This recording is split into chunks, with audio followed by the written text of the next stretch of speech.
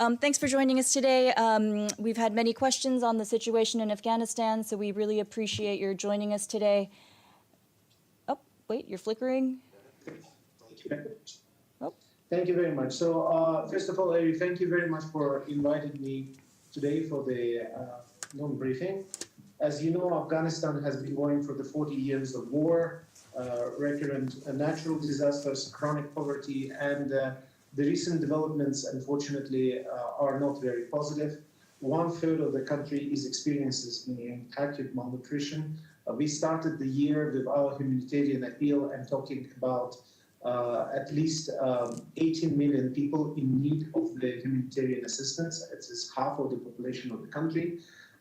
As we went into the year, we have experienced two specific issues. One of them was the drought. And the drought now has been officially declared. This is the second drought in Afghanistan in 3 years. And then, as you know, with the start of the spring offensive and the increased military activities which are going on the grounds and the gradual military takeover by the Taliban of more than 170 districts by now, we are seeing a large displacements. So first of all, by now we already have 270,000 almost people which have moved internally from the rural areas towards the urban centers, urban regional centers. We are witnessing also the deportations and removal, mostly from Iran, of large numbers of Afghans who are returning to the country. And we are also seeing very intensive movements of population in the areas adjacent to the borders, where the Iranian and Pakistani borders are now largely closed, and the people are using the illegal border crossing, trying to move through those borders. The situation of women and girls is of a specific concern. I have been to in the last 5 weeks, I have been intensively visiting the regions. I have visited Kandahar, Mazar-e-Sharif. I was in Kunduz, Herat, and Nandahar. In every place, I have seen acute IPC4 level malnutrition. I have seen pregnant and lactating women being in very difficult condition. On one occasion, I have interviewed the head of the family households in Kandahar, where the families were moving in groups of 50, 60. These are extended families. I have asked how many women were pregnant and delivered in the last 3 months while we were on the move. So in that extended family, 4 women have delivered babies, 3 of them died. Now we have a situation when half of the children under 5 are experiencing acute malnutrition in the country. And we have actually 13 million people who are feeling basically are in severe hunger situation. So UN humanitarian appeal is for 1.3 billion nearly. At this point in time, it is funded at 37%. The largest donor which we have is the United States of America. They have contributed half of those $450 million which we have raised. And we are very grateful for that contribution. Having said this, our level of financing is far less than what we need. The recent developments, for instance, indicate also they continued, as I noted before, issues with the urban centers. For instance, in Kunduz, when I was there, it was about 35,000 people which have moved towards the city center, to what is actually Kunduz, the proper. All of the districts around the Kunduz have been taken over by Taliban, and those displaced are now housed in the schools and in the public buildings, and are in an acute need of food, in acute need of sanitation and water. Water continues to be a major issue, and because of the drought. Having said this, we're also experiencing an increased access difficulties. While humanitarian partners continue to be present and operate in over 394 districts out of 405, what we are seeing at the moment is an increased level of violence against them. There is a 30% increase in incidents affecting humanitarian workers, 25 humanitarians since the beginning of the year being killed, 63 injured, and that represents a 30% increase compared to last year. In the first half of this year, we have registered an amount of interferences and the threats on the humanitarian workers and access impediments equal to the entire number of incidents in the last year. So we're at 1,100 last year. Now by the half of the year, we have achieved 1,095. So basically, it doubled. We are urging the donors and the international community to step up the contributions. I've been speaking to BBC World today. There's a large coverage going on in the international media. You also probably have seen some of the recent footages which were put by the BBC today. This is what's going on. We're really hoping for increased contributions. We're hoping that the international community will step up and help us to address the current growing humanitarian crisis. Thank you very much, Eri, and I will be glad to take any questions which journalists and President colleagues may ask. Thank you so much. Thank you. James, please go ahead. Thank you for doing this, James Bays from Al Jazeera. So with most of Afghanistan's borders blocked, clearly a serious situation for a landlocked country. What implications does that have for you? You mentioned briefly refugees can't get out of those borders, so you've got lots of internally displaced who would normally be refugees who can't leave.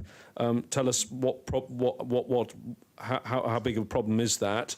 What does it mean also for the humanitarian community in terms of getting aid supplies into Afghanistan? And an add-on question to that, if I may, clearly the other debate that's going on at the moment is about Turkish security at Kabul International Airport. What would it mean if there is not that Turkish security deal done for aid supplies and for the security of the UN's operation? Would you be able to continue to operate if you didn't have that Turkish security in place? James, thank you very much for your questions. That's several of them, in fact, in one. So I will try to answer them in the order you have given to me. First of all, there is a fundamental right for the freedom of movement and right to seek a refuge. That's a fundamental human right, and UNHCR is taking the lead in talking to the governments in the region about this particular situation. We do hope to be able to have a better understanding with the countries of the region vis-a-vis the admission of the refugees.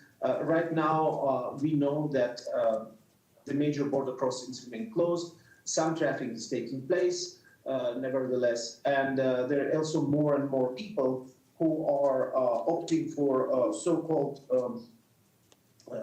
irregular pathways.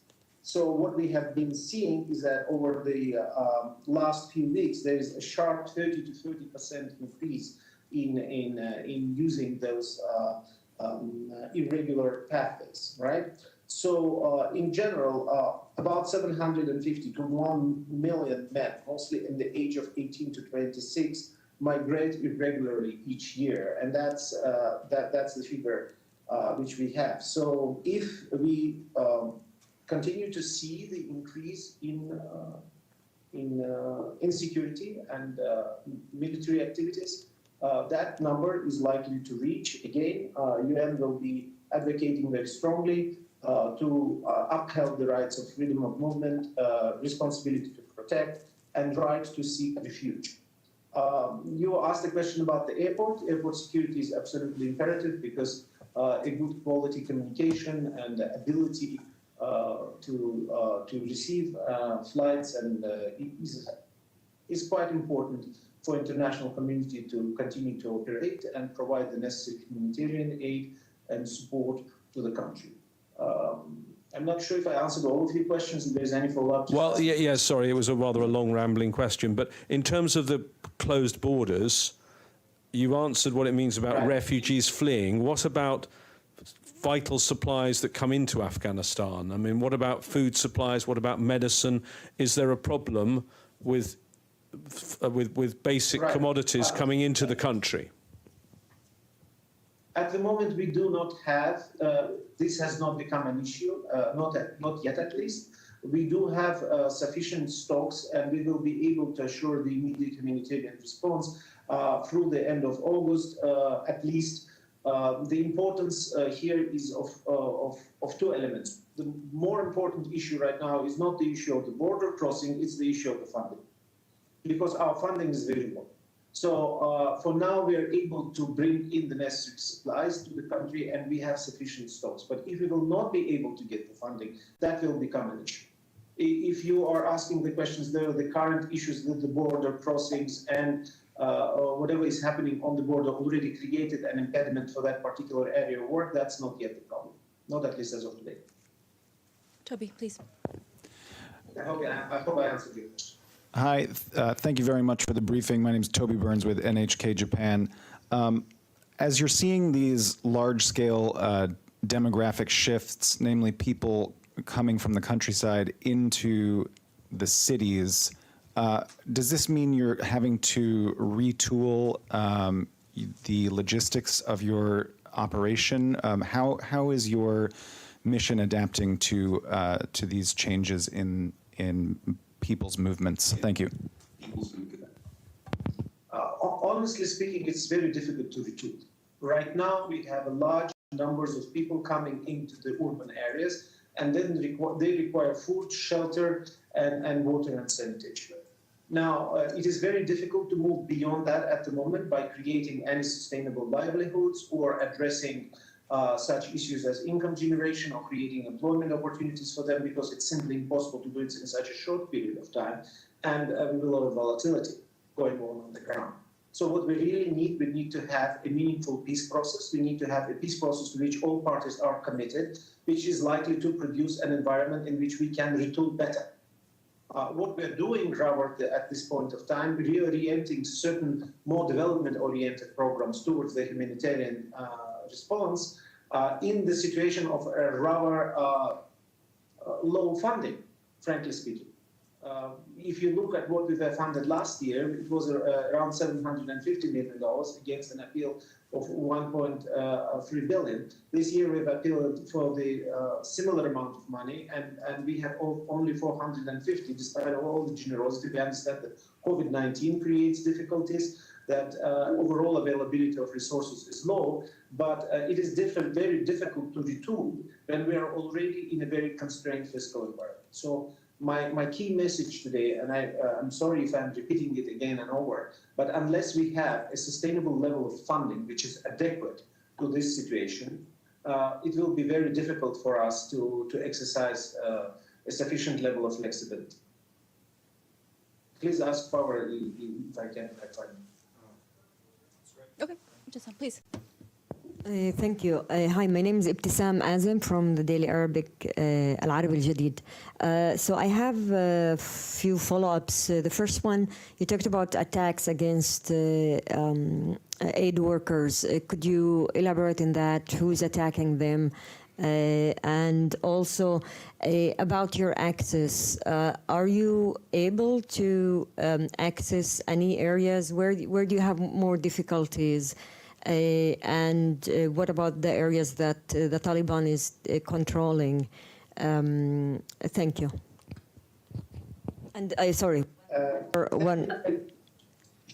No, if you could also. Sorry, if you could also, regarding the challenges, you talked about the financing, but what are other challenges you are facing there? Thank you. Thank you very much, Sam. First of all, we have access to 394 districts, right? It's almost entire territory of Afghanistan, and they have over 150 implementing partners and over 20 UN organizations who are present and working in Afghanistan. So we are staying and delivering. United Nations has not withdrawn from the country. None of the partners have withdrawn of the country. we are partnering through Stay and Deliver and Saving Lives Together program. So the access difficulties we experience are a result of mostly increased military activity, such as mining of the roads, crossfire. For instance, we had a vaccinator killed last week. It was an accident caused in the crossfire. But we also have certain groups who specifically target, let's say, female health workers or specific groups of health workers such as vaccinators or deminers from the Hollow Trust. We had attacks which were targeting these specific groups. So as a result of it, we had 25 aid workers killed, 63 injured, and 83 detained. Other access issues is that in some areas, for instance, which are under the AG controls, and that's not in all areas which they control. I repeat, in some restrictions were imposed on female workers, and in some they were not. Which means that, for instance, female health worker cannot go and attend the service, or let's say, female teacher cannot go and provide execute her duties, right? Again, it happened in some districts, not all, which have been taken, right? And that creates, for instance, difficulty to provide services and capture needs of females in that particular women's need in that particular situation, right? This is type of, if you wish, constraints which we are experiencing. But again, humanitarian community has a presence and is able at this point in time to continue to provide those type of assistance in an increasingly volatile environment. Which other challenges we are experiencing? Afghanistan is one of the least developed countries. So everything is a challenge. Every logistical issue is a challenge. COVID-19 has not made it really easier, and I haven't spoken about it, but the numbers of deaths and the registered numbers of cases of the COVID-19 in the last 3 months, since 2 months and a half since the third wave, actually doubles the numbers of deaths and the sick we had from the COVID-19 from the inceptions of the epidemics. Yeah, so that will, for instance, would give you a context in which we are operating, because we already have a lot of difficulties, but the COVID-19, along with the ongoing conflict, has made it very, very complex. This is, in brief, the answer. Let me know if you have any further question. Thank you. I believe we have some questions from the screen. Iftikhar, are you still there? Yes, thank you, Terry. My colleagues James and others have asked the main question, but may I ask you, sir, you have called for increased contributions and more financial aid. Could you put a dollar figure on it? I mean, how much do you need to meet this extraordinary situation in Afghanistan? Thank you very much. We have appealed this year for $1.3 billion. We have received only $450 million, which means that our appeal and the needs we have estimated is funded at 37% of the need. We need, our plan is to provide assistance to at least 15.7 million people. And right now, it will not be possible without these additional contributions. And so for the 37% funding, which means that we have a shortfall of a considerable amount of money, which is the difference between the $1.3 billion and $450 million which we have received. Thank you. Great, and I think we have another question on the screen from James Reinl. Hi there. Yeah, thank you. It's James Reinl here with the National. Really appreciate your time today and all the great answers, which have been very detailed so far. And I'm wondering if you can also give us an answer to a big picture question, but obviously this is a big and important time for Afghanistan with the withdrawal of US and NATO forces. And you would think that the country could go in very different directions. This offer from the Taliban of a ceasefire might lead to some kind of negotiations and some kind of political settlement in the country and peace. Or, of course, it could go the other way, more violence, chaos, and bloodshed. From your point of view, from a humanitarian point of view, what does the best case scenario look like in Afghanistan? And also, conversely, of course, what does the worst case scenario look like? The best case scenario would be a peace agreement, which is not based on a compromise of the human rights and values for which the United Nations, international community, and international humanitarian law is based on. Meaning a peace which does not compromise on the freedom of speech, on the freedom of expression, on the freedom of women, and respects all basic human rights. That would be the best case scenario. And if we all can come to that place and the space, that those rights are respected and we have a peace, that would be the best case scenario. The worst case scenario would be lack of such agreement and a possible civil war, continued bloodshed, continued antagonism between various fractions. It's a very diverse country. It's diverse religiously, ethnically. It has various political fractions. The worst would be for that scenario to descend in that difficult situation. As the United Nations, of course, we advocate and we push for a principled peace agreement in a place and the space that the rights of everyone, every woman, every child, every man, every human being is respected. I hope I answered your question. Thank you. You did. Thank you so much. All right, do we have any other questions? Oh, wait, James from the room has one more question. Sorry, I'm asking another question again. James Bays from Al Jazeera, and I should have said it before. Thank you very much for doing this for us. And from a personal point of view, I hope I get to meet you soon because I'm travelling to Kabul in the next 48 hours. Something you said at the beginning, which is about Iran and refugees from Iran returning. This has been a long-standing issue of the Iranians encouraging, I would say, not put that word in inverted commas, Afghans to go back to Afghanistan.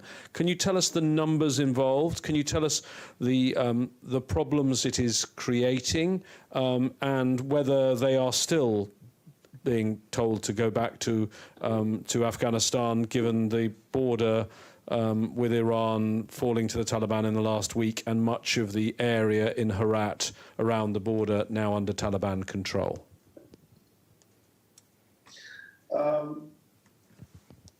Thank you very much, James, and we will be very happy to welcome you in Kabul and in Afghanistan. We had very good visits from BBC, from many other major sources of news, so we will be very glad and happy to meet with you when you're here.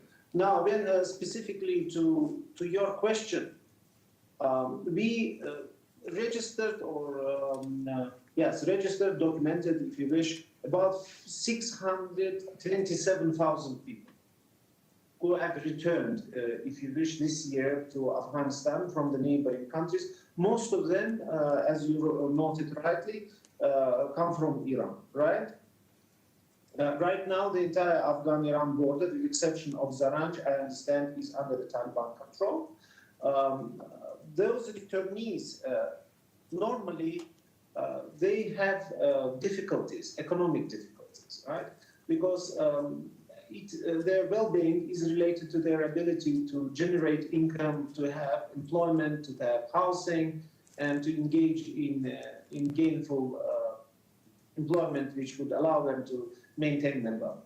Right now, it is an environment of a drought in Afghanistan. And there is a lot of negative coping mechanisms, which we're seeing in households. People are not able to keep, let's say, their livestock because of the limited access to the forage. So they're urged to sell off their livestock.